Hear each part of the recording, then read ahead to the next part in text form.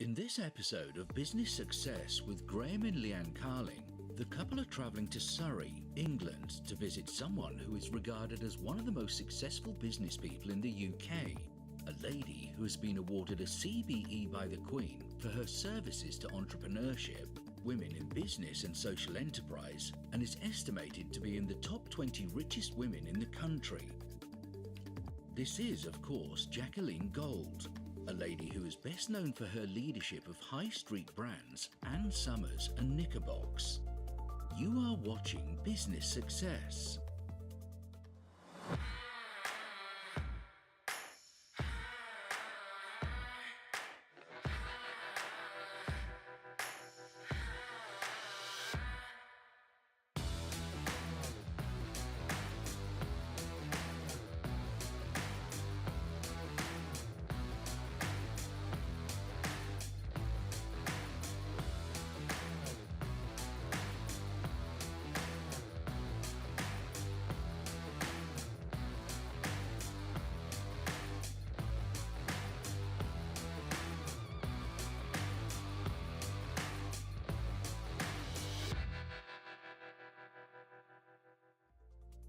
Business Success is the programme where Graeme and Leanne Carling discuss business with other industry leaders from around the world. Graeme and Leanne themselves building a group of companies through the strategy of company acquisition, which now has a multi-million-pound group turnover and employs hundreds of people across the country. Today, they are meeting Jacqueline Gold, who has had a very different approach to growth. Among other things, together they will be discussing the challenges faced by big businesses over the last 3 years, their approach to overcoming those challenges, and how this, ultimately, will make their business stronger moving forward. Thank you very much, Jacqueline, for inviting us to your home today. It's absolutely stunning, and your journey so far in business has been absolutely inspiring. But what we're speaking about, or we've been speaking about ourselves, is the changes on the high street and obviously COVID in the last couple of years. How did you and your team, what changes did you make and what did you implement to make improvements and ride the change?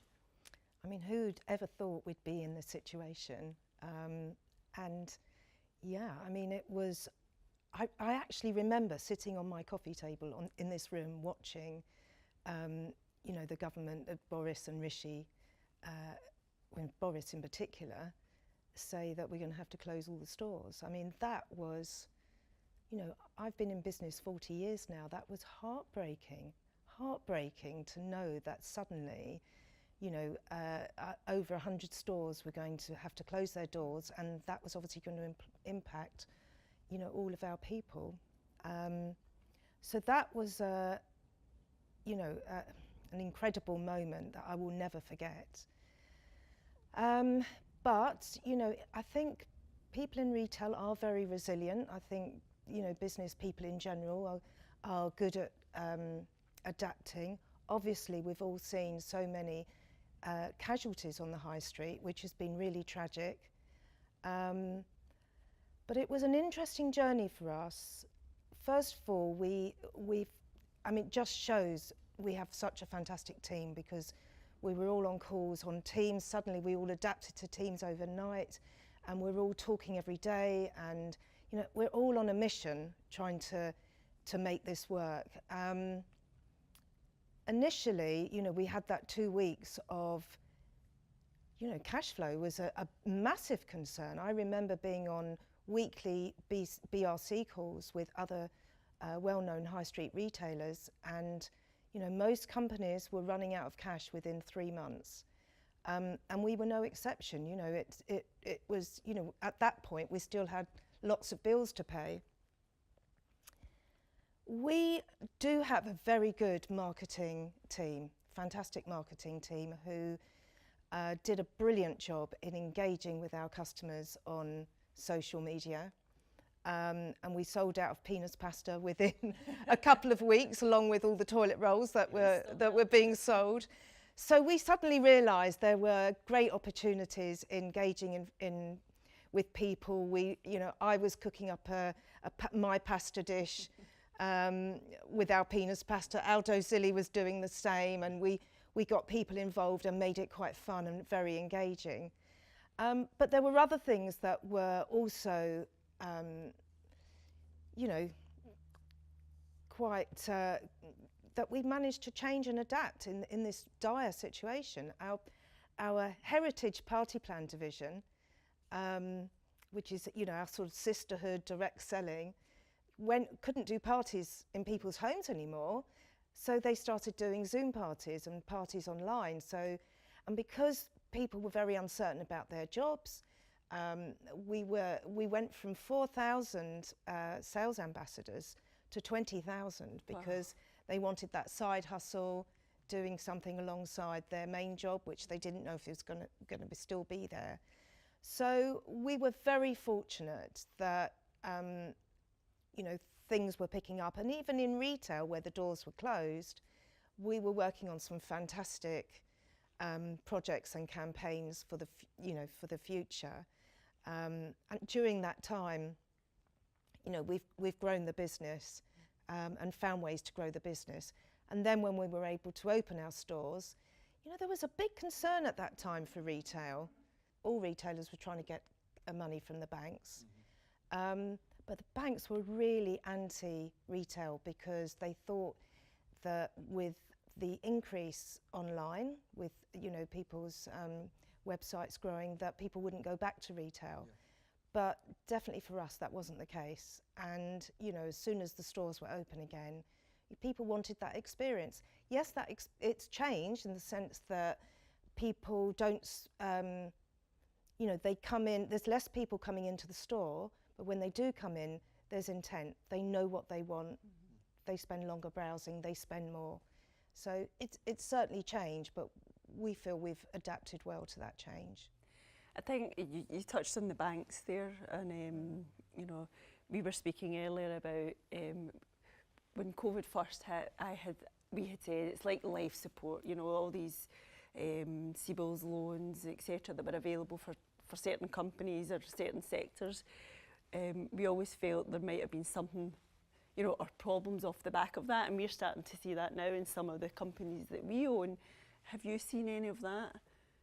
So I mean, there were a number of problems for us. One was we didn't manage to get a bank loan, and there were a lot of retailers saying the same problem. So that was a challenge. I think that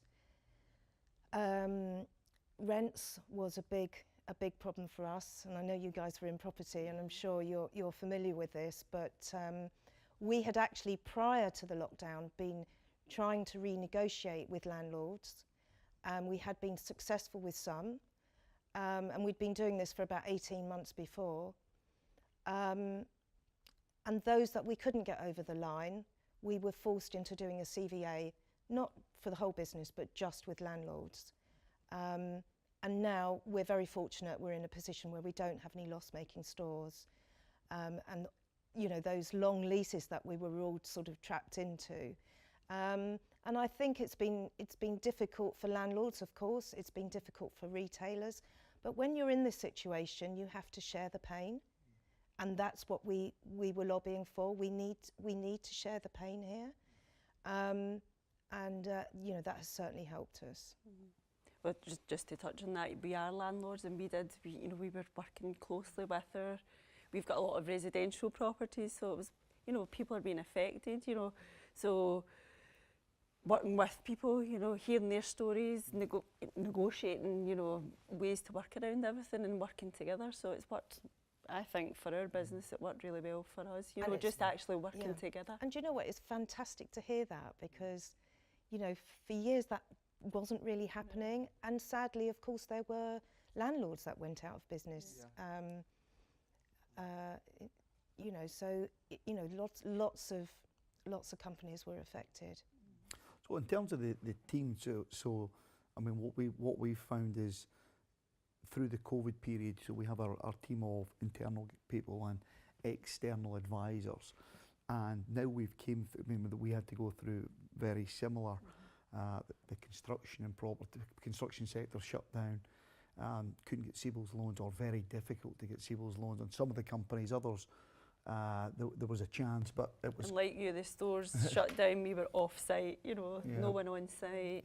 And in Scotland in particular, it was stricter, it would appear, than what it was down here. Well, yeah, you know that.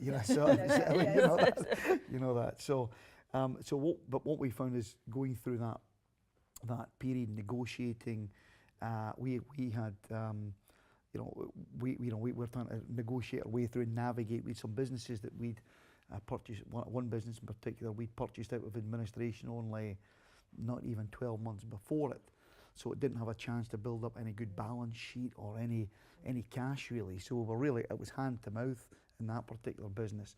So it couldn't get a loan, it couldn't get CBILS loan, it couldn't get anything that, all these support mechanisms that were seemingly available. It was a struggle. But we managed to see it off. We seen through COVID. But what we found is that now we've came out, it told you a lot about your team internally and your external advisors. And we've had to make some big shifts in our business. How has that been for you? Yeah, I mean, it really does. I really resonated as you were talking there, because, well, first of all, it was fantastic to see that sort of, we're all in this together. And, we'd have on there, we'd sort of have this, our skeleton team, and we did have to put some people on furlough to begin with. And our skeleton team, we were all on the calls every day, at all levels, from CEO right down. And there was that sort of camaraderie that, you don't really see normally.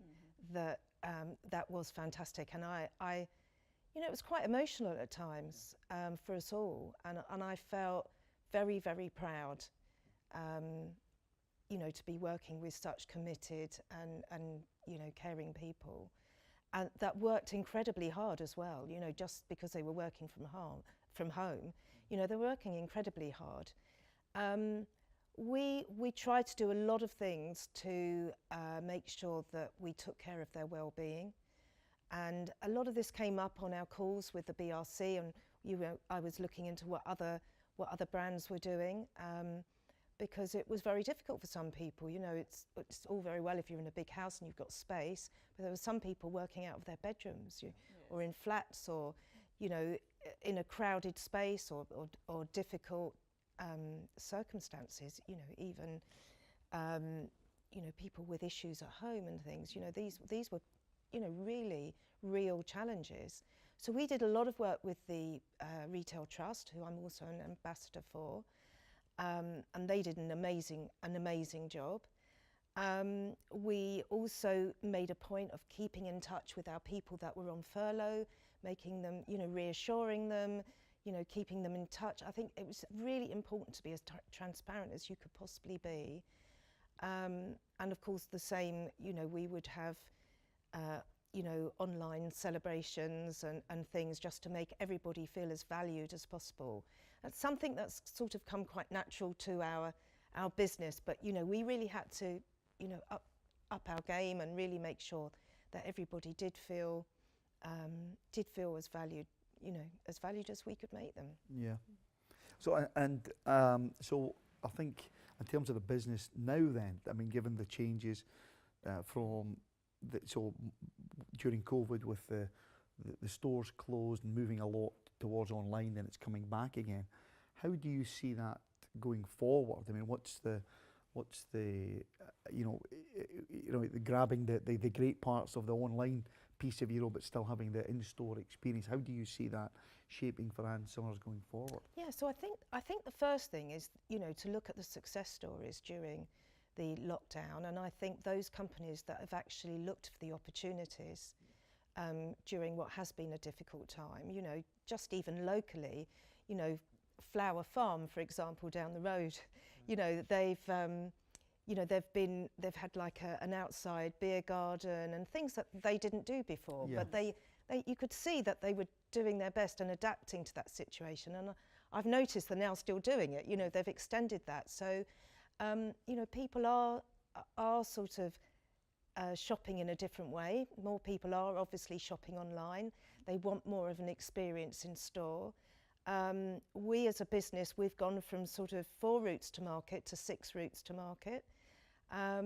So we're now doing drop ship, and we you know, marketplace, and we have another one that I can't talk about today, but is very exciting. And obviously we've been looking at ways to grow our business, and we've done that mainly through category extension. So you know, during the lockdown we've been doing a lot of the preparation for that, so already some of those things have gone live. So whereas we've always been known for lingerie, toys, novelties and swimwear, you know, we did Mama Summers during lockdown. We brought out birthday suit because it also coincided with the whole diversity thing. And now, you know, our campaigns, we have 9 models in our squad, which are all from diverse backgrounds, which is something I'm really, really proud of. And that's, you know, that's something we've continued to do, and we've mixed up, and we've got trans models, we've obviously got cultures, different backgrounds, different ethnicities, and we've got, you know, one model, Sean, who has a prosthetic leg. So it's just showing that everyone, all women can be sexy. And also we have influencers, professional models, customers. So we have, you know, different different backgrounds showing that, again, everybody can be sexy. So we've really had a great deal of fun doing that. So that really suited the birthday suit range for the diversity. And we have just brought out our new going out range, which is a new collection.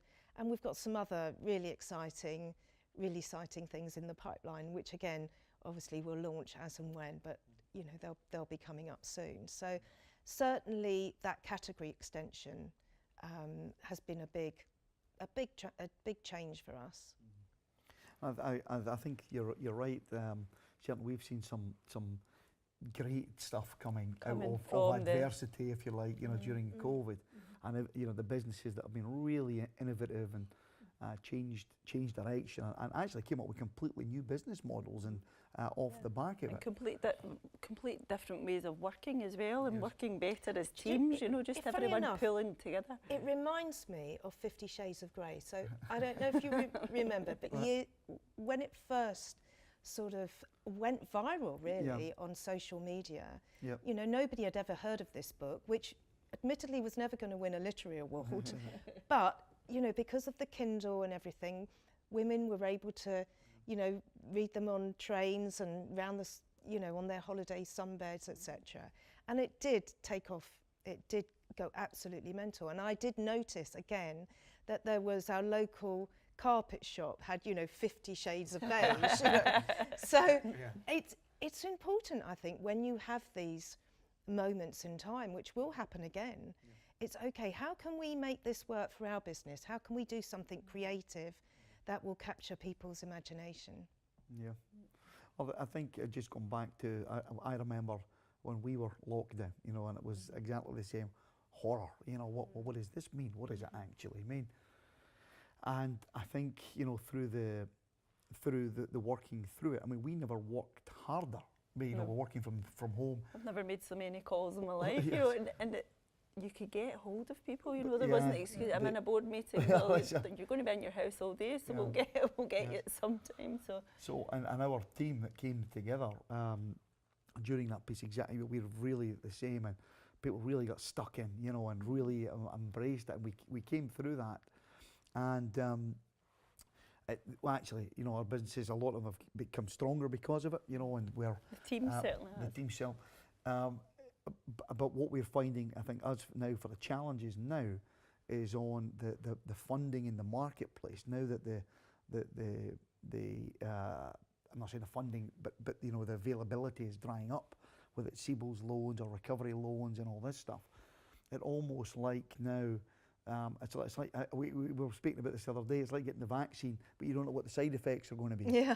You know. So now we're getting some of the side effects seem to be coming into market, and we have one business ourselves in particular where, you know, it's seen through the COVID situation, but the banks, because they they'd done an HMRC time to pay agreement at the time, maybe got a CBILS loan. The banks are now taking a high risk view on, well, we don't really like that. We don't really like this time to pay. Although that's what was available and you were encouraged to do at the time. So we're seeing that, particularly in the construction sector, which is viewed as high risk, and we're seeing a lot of businesses now that are really starting to wobble. How is that? Are you seeing any of that stuff, or in the? Well, I think the thing with banks, and it's like, you know, it's interesting you saying you could get people on Teams very easily, and I think you still can, because there is that culture now where we're sort of carrying on with it, and I think that does present an opportunity to, you know, carry on building relationships. And I think one of the things that we did, although we didn't get our loan during COVID, we have built up a very good relationship with Barclays, for example. And you know, these relationships don't happen overnight. You know, you build those relationships. You know, and it's a bit like networking. You don't just go to a networking event and then start pitching. You know, it's a relationship that you build that trust over time. And I think that has certainly helped us, and that's what I always advise, you know, other people that are struggling. It's about building those relationships, I think is really important. Because, you know, there's no doubt that banks are still risk averse. And, you know, whilst things have improved, there are other challenges. You know, obviously Brexit for some businesses, certainly ours has been challenging.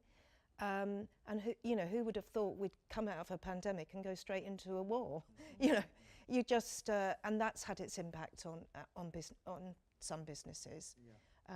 We know that the consumer is much more cautious, and you know, if you're a business that, you know, like us, that has discretionary spend, you know, you've got to, you know, again, we've got more adapting to do. Yeah. So where do you see Ann Summers being 5 years' time? How does it look? Is it look different? Is it just more of the same? Just developing what you're doing at the moment? I think it will definitely look different. I think, you know, Ann Summers, I'm very confident about our expansion plans, which we've already started. We have some very exciting projects, 2 in particular, which sadly I can't talk about today. But I think both of those projects, you know, will put us in a very, very good position for the future, definitely. So you work very closely with your sister. Yes. Can you tell me about that? Okay, Graeme and I are husband and wife, and we've worked together since we met, all our days. And there are challenges with that, but we get on really, really well. We know what we're good at. You know, we support each other's strengths and weaknesses, and we know to stay in our lane. So I always say to him, get back in your lane, do what you're good at, and let me do what I'm good at. Do you have the same relationship with your sister? Or? Well, first of all, she's an incredible businesswoman. I mean, she really is. And we're very similar, actually, in many ways. But, you know, you're absolutely right. You do have your different strengths, and she certainly knows where her strengths are. You know, and I have my areas of strength. So I think, you know, it's like anybody that you bring into the business. You want them to complement you, don't you? You know, you want, and certainly I feel we really do complement each other. We have a fantastic relationship, which really helps. And I think that, you know, with family businesses, I think that if you have the same vision, I mean, I think if you share the vision, you know what you want that end goal to be. Yes, you might have, you know, clashes occasionally, which we have very rarely, but we have the same end goal. You know, it's only passion that you know, creates maybe you know, those moments, but. I mean, she has been incredible, especially as I've had health issues. She's done a fantastic job in managing the business. And one thing I'd like to say as well, you know, we're talking about our teams. I think this was a real opportunity as well for, you know, our people in our business, because it really gave them the opportunity to show what they were capable of. And one of the things that I love so much is that, you know, now that we've sort of come out of the worst of it, you know, there's some people that have, you know, been promoted and have you know, really shone, and you know, you can really see they're going to, you know, really have got a future in the business and you know, in their career. So it's great to always see that, isn't it? And you might not have seen that, you know, otherwise. No, you know, no. that's some of the. I'm thinking of a couple of the girls that work in my team, and they've just come on. Yeah, they've excelled. You know, and really. I'm so proud of them. You know what they've done, and they just went for it. You know, you took the challenge head on and went for it. There's obviously we've been through challenging times in the last couple of years. Has there at any point have you had to change any of your advisors, so external advisors, internal advisors, or your internal team? Well, certainly we have, unfortunately, had to let some people go right at the beginning. I think it's because when you go through a challenge like this, you have different requirements. Actually, you need people that are perhaps more flexible. And I don't mean in their hours, I mean in being able to adapt to taking on different responsibilities and multiple responsibilities, because none of us knew where this was going to go. So that was incredibly sad and also difficult, because you're trying to keep your existing people, you know, upbeat and motivated and obviously not feeling concerned. We did actually close a couple of our stores, but we also opened some stores because there were new opportunities. So we were able to redeploy our sales team, so that was good news. And we were able to recruit where we needed people for different requirements. Actually, I think that was quite challenging, because I don't know about you, but we had a number of people that were in lockdown for, you know, a year. Working from home, and then when we all came back to the office, you know, they were having to build relationships from the beginning. That was quite difficult, and or difficult for them. So, you know, for us, you know, for the existing team, we perhaps didn't appreciate how difficult that might have been for them. But yeah, that was a challenge we hadn't experienced before. I think we had to bolster our team. Because we were experiencing changes and things, we had to bolster our team with experts that were experts in their field, with sectors and things that we hadn't dealt with before. So, you know, we were having to seek out different advisors for legal things, different advisors for, you know, accountancy issues, or so we actually bolstered our team and built relationships with different people. So I felt we met more people through the COVID period. And I think people were more willing to do those introductions. And actually, I remember having quite a few calls online, people just wanting to one-on-one network, you know, and it was particularly, you know, for myself, it was great to be able to do that, because normally you don't have the time. Yeah. But because you're forced to work from home, you know, suddenly I had the time to do more of that. And, you know, the reverse, I think that was really helpful. And generally, I think there's more of a culture now of introducing people, and because, you know, we do realise it's not easy out there. Just to touch on that, my main job within our group is acquisitions. So that's where I found it really handy, because I was having a lot of calls and people were available.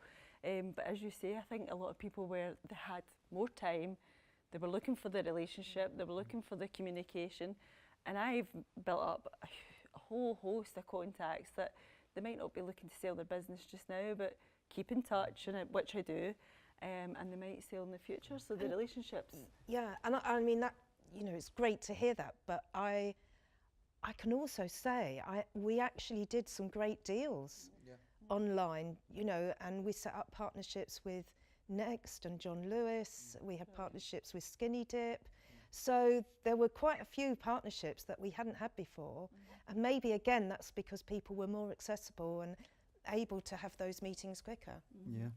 I can remember us completing an acquisition and then we got the call at 11 o'clock at night, and you're sitting in your pyjamas, and you know, you're excited to celebrate, and then you can't go anywhere. But that was mid-lockdown. Mid-lockdown. First lockdown, yeah. So I think just on, I mean, in terms of business growth, then we're how we build our business and how we are looking to build our business. Very much, we're very focused on acquisition-based growth, as well as organic growth, but mainly through acquisitions, and that's how we've done it so far, and we continue to really have our drive around. It's probably 80-90% acquisition growth rather than organic to get scale fast. You've done obviously acquisitions previously, and Knickerbox and various others. For Ann Summers, or for the future going forward, how do you see the growth coming? Do you see acquisitions coming, or is it going to be organic-based growth? So I think it will be 3 areas, some of which I've mentioned. One will be category extension, as I've explained. Secondly, which I can't talk about right now, will be new channels. And the third one is actually acquisition. Oh, yeah. So I agree with that. And I think the reason for us is because where we talk about category extension, you know, there are businesses that have already started that process that maybe are more experts. Yeah. And I think there are small businesses out there actually, and I'm not talking about necessarily big acquisitions, but I think there are small acquisitions where we've got the expertise, the resource to develop something, and you know, and we have been in talks with companies that we're already really interested in. So yeah, I think that's got exciting opportunities as well. You touch on that. We've actually acquired companies before because of the expertise within the team, which we've found really interesting and a good bolster for the company. Yeah, so we're on the face of it, the business itself wasn't a big business or anything, or you know, you looked at the numbers, you say, well, okay, you know, yeah, it's decent, but what they had was a skill set and staff, you know, we needed the staff, we needed the skill set there. So we've done some acquisitions mainly for that skill set. So we've also looked at, you know, a partnership. And have you only gone for acquisitions, or are you happy with? Yeah, well, I think we've really only gone for acquisitions so far. Yeah, that's been. I think we'd be open to that. Yeah, definitely. There's been a couple of yes. companies that have came across the table that you would like to partnership with, but we've just never done it yet. No, we've ended up. But we would be open. Yeah. And it's strange as well how, I don't know about you, but how some of those opportunities have come about, because you don't necessarily always see those smaller businesses. But I think in the networking that we've been doing and the introductions, and you know, even through my WOW network, I don't know if you're familiar with that. It's amazing how many quality small businesses there are out there that don't always, you know, get recognised or noticed. Yeah. You know, to touch on the WOW, that's what, 10 years now that's been going? It probably is about 10 years. So you must have seen some fantastic... I really have, and actually recently, well, shall I explain what the WOW, my WOW? So I do this competition every Wednesday called WOW, which stands for Women on Wednesday. And it came about because when I started my account on Twitter years ago, when I really didn't know what I was doing, I sort of noticed the people that were engaging with me and asking questions, and a lot of them, you know, were women that had sort of given up their job because they felt there was a glass ceiling standing in their way, and started their own businesses and just simply wanted advice. So I do this competition every Wednesday where they tweet, or if it's on Instagram, and you know, the different social channels, they tell me about their business. And I go through and I look at the business, and I'm particularly looking for something that's unique, that's scalable, and that has a good website, you know, a sort of good showroom, if you like. And then I'll select my best one for the week, profile it, do press releases. They join our WOW network on Facebook, interact with each other, and then at the end of the year, I pick my top 3. And I take them out for a mentoring lunch, and we also do 6 months later a learning day at our head office where they can meet experts that they need to meet, you know, that they would like to engage with. And we've done market days at Christmas. We've done a number of different things which have been great fun. But I've recently just held the lunch mentoring session, which was great because there's some fantastic businesses there. We had Toast in the Post, which again was born out of lockdown. I mean, this is a small business that has got so much potential. And actually, on some of our celebratory events that we did online, we used Toast in the Post, which was like champagne, and it was all sort of personalised, and you know, that was fantastic. And to receive that in the post, a glass and a little bottle of champagne that was personalised, I can think of so many uses for that type of business, and you know, sort of parties that they can use them from, even invitations, you know, wedding invitations. So they were fantastic. I'd had a business in the past called Scruffy Little Cat, who does designs on jute bags and beach towels and even suitcases. They've been extremely popular. And then there was, we've had another business that was very successful, you know, as selling organic snacks in Waitrose. So it's great to see these women do really well. And actually, when they interact with each other, it's amazing how much, you know, they share and actually trade with each other, some of them. So, yeah, I've got thousands now, and thousands of these women that are interacting with each other. But yeah, I've really enjoyed doing that. And do you invest in any of these businesses? Do you take it, or are these just a mentorship thing? Or I think if I had the time, it would be fab to do that. But I think just, you know, giving them advice and the introductions, actually, just being able to say, I've got a solution for that. You know, I'll introduce you to somebody I know there. That's priceless. Yeah, and it's amazing. I think so many small businesses are nervous about approaching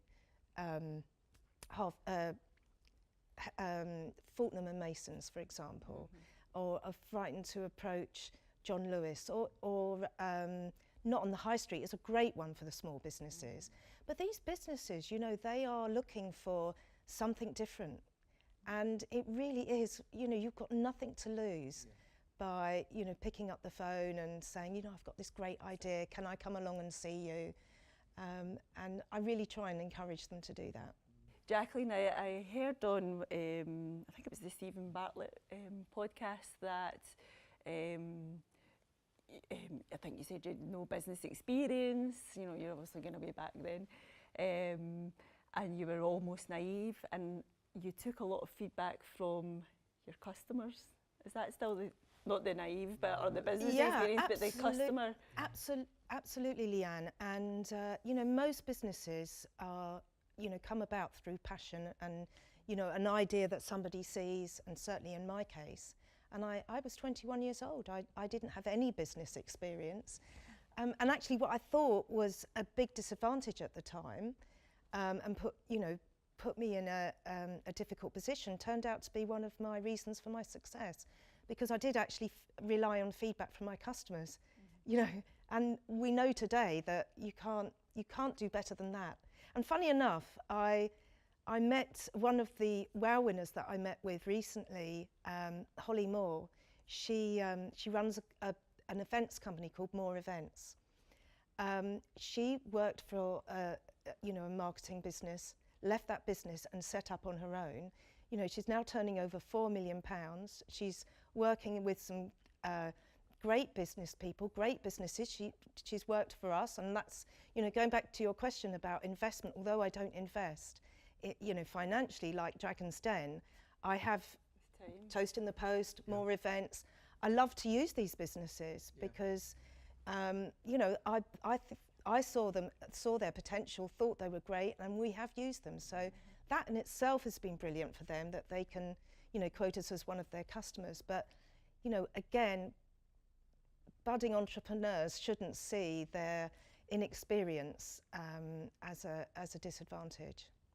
I completely agree. I think on the, you know, when I heard that on the Stephen Bartlett podcast, it totally resonated with me, because when we started out, we were so naive. You know, we were just, so when I met Leanne, I remember, you know, we were working together, and she would just pick up the phone and phone the CEO or the managing director, and think nothing. It was just, I've got to deal with this. I have to get through.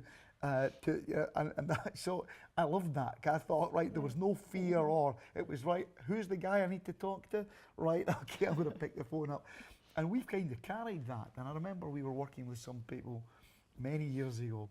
We're building a property portfolio, and they said, well, you know, what's one of your strengths? I said, I think we're naive. You know, and she said, no, you're not naive. But it was, and it was a real, I think, a plus, because you don't let the fear of it. You just go. You know.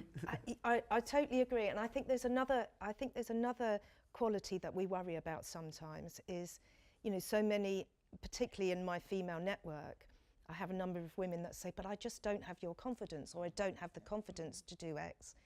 But it's actually courage that you need more than confidence, because the confidence bit comes later. I mean, that comes with experience. Yeah, I think if we just had that courage sometimes to just put our step outside our comfort zone and ring that person, you know, they breathe the same air as us, don't they? That's it. So we always speak about failing and failing fast and learning from our failures. You know, because we speak about all the good stuff. Do you agree that, you know, you should share what you fail at, or, you know, sometimes there's problems? So we say share the failings, and you can learn, and other people can learn from your mistakes also? Absolutely. I think it's so important to share those failures, because they will happen, you know, and actually that's how we learn, you know, those curveballs that are thrown at us, and often there are also opportunities in there. You know, when I think about our failures, I think of two in particular. One was quite early in my career, when I decided I wanted to publish a magazine, which was very different to Cosmopolitan and Marie Claire, but it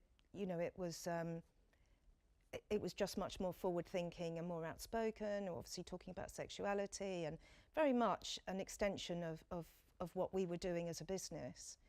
But you know, it was quite challenging, you know, the amount of investment and not having the right experts on board. You know, I think that, you know, we might have that passion, but you do need to bring the experts in. And I think at the time I lost about £1 million, which at that time, it was a long time ago now, was a lot of money. And I really did learn from that. I think the other more painful learning, which certainly a lot of more medium-sized businesses have been through, and businesses that are growing, and I don't know if this has ever happened to you, but when we got to that point where our systems and our technology just couldn't cope with the growth anymore. And I'd heard it before, and I spoke to a number of people about recommendations of who we use, and it's almost inevitable that there is going to be pain to the business.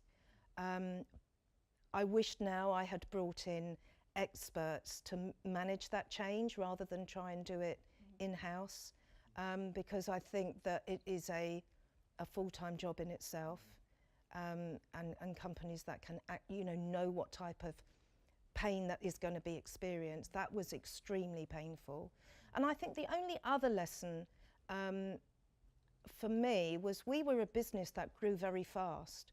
So my first year's turnover was 83,000, and then we were growing at 20% a year, which was sort of, you know, I started in 1981, and you know, it wasn't long before we were involved in, you know, we had the miners' strike and other challenges, and we were doing extremely well during that period, but we were having to throw people at the problem. So I think if I could have, what I should have done is invested in people much earlier, and quality people much earlier, because we've got some fantastic people in our business now, And I often think, gosh, if only they'd have been with us earlier, you know, we could have avoided some of those mistakes. And you talked earlier about external people. You know, we have fantastic NED in a man called Mark Gifford, who actually used to be the chairman of Debenhams. I mean, he has the wealth of experience that he has brought to our business, and particularly through the difficult times like COVID. You know, he has been invaluable. Really fantastic man. You touched on a couple of points that we could relate with there, is not getting the professionals or the advisors that we require at the time. It's been costly for us over the years, you know, and as you say, you look back and you think, you know, I shouldn't have been so cheap. I should have went for, you know, someone that was really qualified to advise and guide us on what we were looking for. So we've been caught with that also. And also as well, not cutting soon enough. You know, we've had some loss-making parts of our businesses, and we've maybe got too emotional about it. And a good team of people in there, so desperate to support them. But in actual fact, you know, we let that, you know, affect us. It's the passion of wanting it to survive. Yeah, and the emotion involved in it. And if you had simply the business hat on, you know, it's a business decision. It's kind of, you know, it's staring you in the face, but you let this. But do you know what? I think that is the difference between, you know, your own private business, your own business, a family business, and you know, a PLC. I think there is a difference there. Yeah. And you know, it's got a good and a bad thing about it, hasn't it? Yeah, it has. There's for and against, definitely. It has, yeah. And I think, I mean, we always say, you know, we're going focused, you know, right, we're going up the motorway, then bang, you know, something comes at 90 degrees, you just never seen it coming, and whacks you, you know, and you've got to deal with it. And I think as business people, we're encountering that every day, I think. Yeah. You know, and do you have an NED or? Yeah, we do, yeah. So we have, our chairman is, he's a wily old fox, you know. Sid, he's been, you know, he's been with us actually for the last 3 or 4 years. He's been unwell actually for a while, but he's now back. So we've got a couple of NEDs. So we've got a good board and a good team that we're at.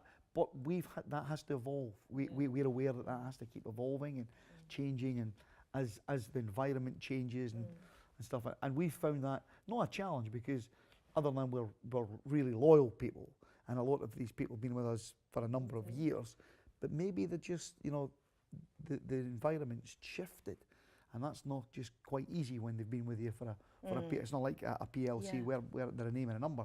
That's him, you know, or that's her. That's yeah, you know. Of course. And we naturally employ people that we like spending time with, don't we? Yeah. And that sort of share our values and you know, our vision. So of course that is difficult, but I always say we've always got to do what's in the best interest of the company, haven't we, to protect everybody. Protect everybody, yeah.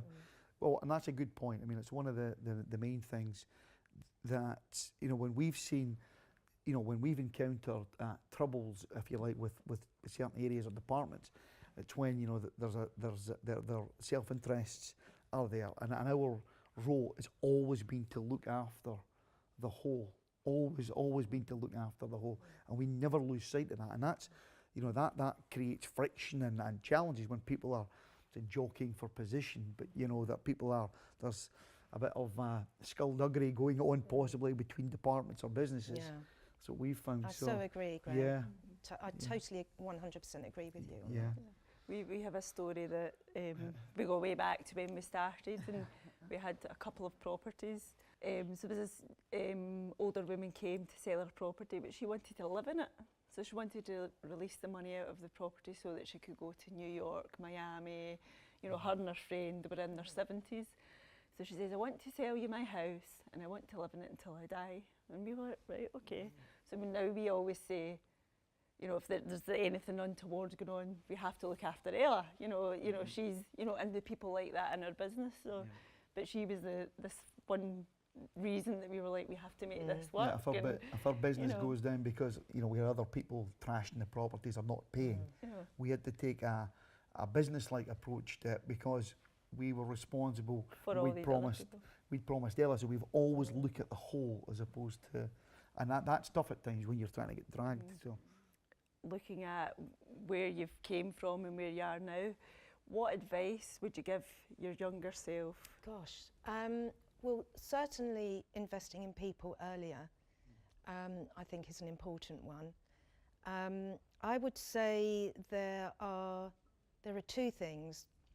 One is networking. I didn't network enough. I didn't really realise the value till later in life. And I actually think that's more of a female trait, because I think that,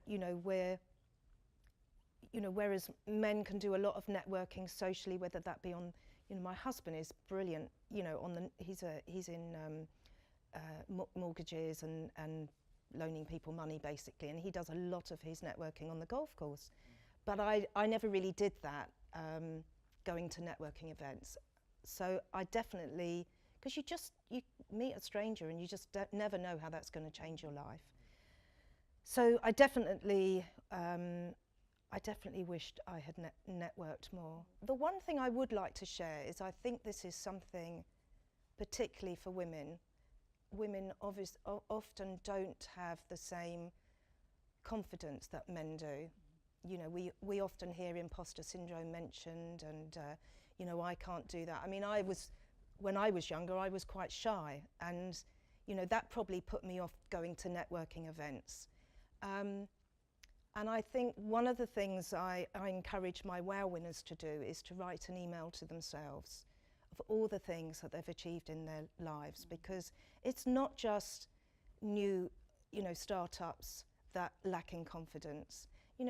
I've met hugely successful women that still have confidence issues, and it's partly a cultural thing. But I think if you can write that email to yourself of all the things you've achieved, and then when you have either a wobble or you've got a big, you're going on stage for the first time, or you're doing a TV interview, or whatever it might, an important job interview or pitch, is just read back that email to yourself and just remind yourself of how awesome you really are. And I think it's so powerful and it's so helpful for people. That is some advice that has worked for me in the past. Thank you, Jacqueline, again for inviting us to your beautiful home. This afternoon's been fantastic. I've really enjoyed it, guys, really have. Thank you. It's been great, and great discussion, great chat, and thank you very much. Thank you. Yeah. From Surrey to London, we caught up with Graeme and Leanne to find out what they thought of the conversation. What a great day yesterday. It was fantastic, obviously visiting her in her own environment, in her own house, but it was great to see or hear the challenges that she's had over the last few years. Everybody's had challenges, but pretty similar, different sector, completely different sector, but similar challenges. But what I really loved was all the positivity that she's took from the challenges and all the changes that her and her team have made, and all the exciting stuff that they've got going forward. So all the new ideas and the changes that they've made off the back of the challenges.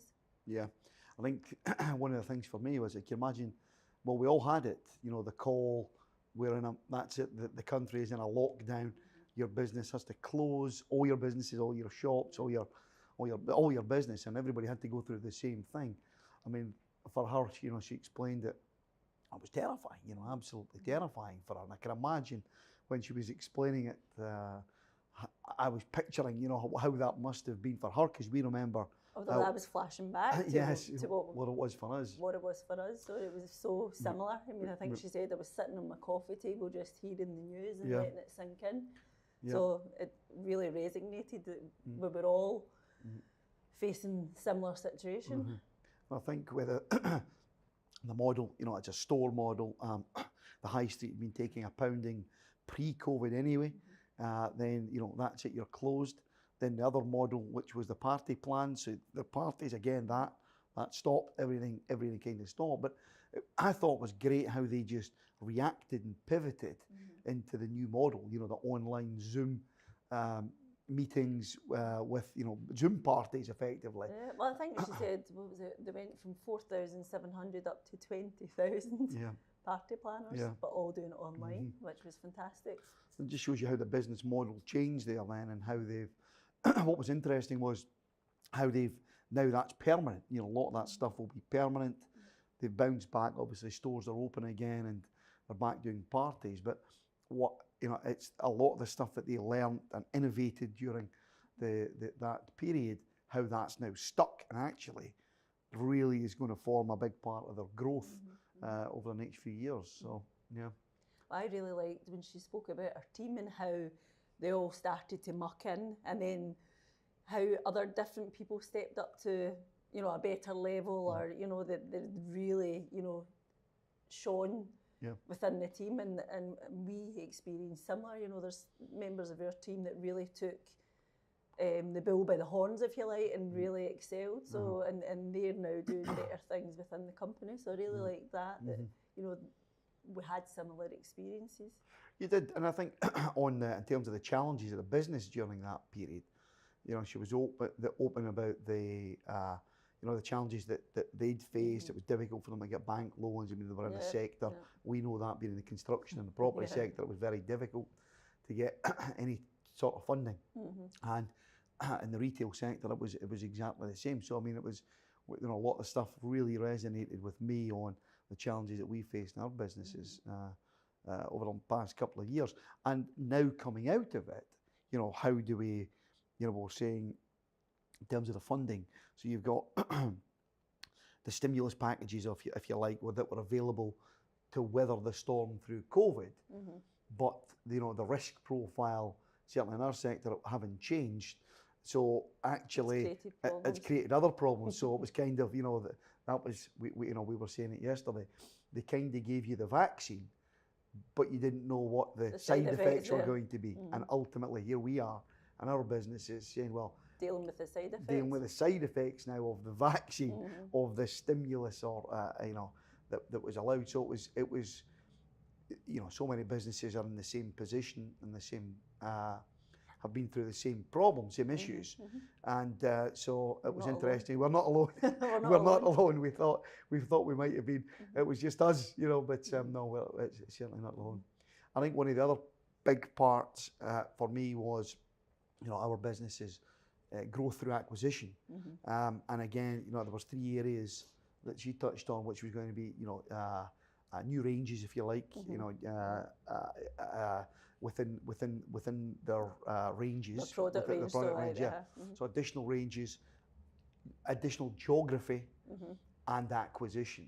So it's something that they've got going, but they're focused on for the growth for the next few years. So where we are mainly growth through acquisition, and we'll take organic growth as we get it. But so it's, you know, just different models, but still clear plan on growing the business and yeah, you know, how's the business going to look in the next sort of 4 or 5 years from now.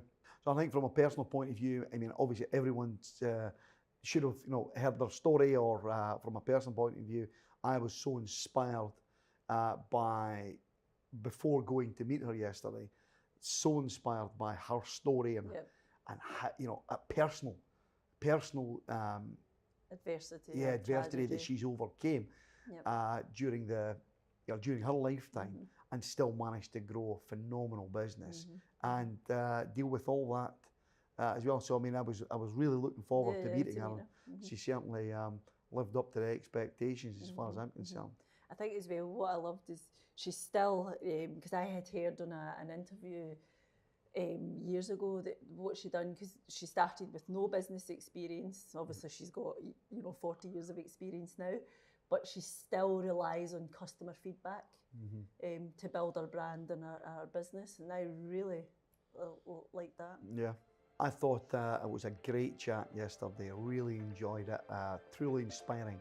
And it was great that the big takeaway for me was the brightness of the future. You know, how they came through the challenges, how they've adapted to them, they've embraced them, and they're now using them now for all the positive stuff they're going to use going forward. Yeah, so really, you know, great day, and great to meet her. And yeah, I mean, here's looking forward to our next guest. That's it for this episode. But tune in next time to Business Success with Graeme and Leanne Carling.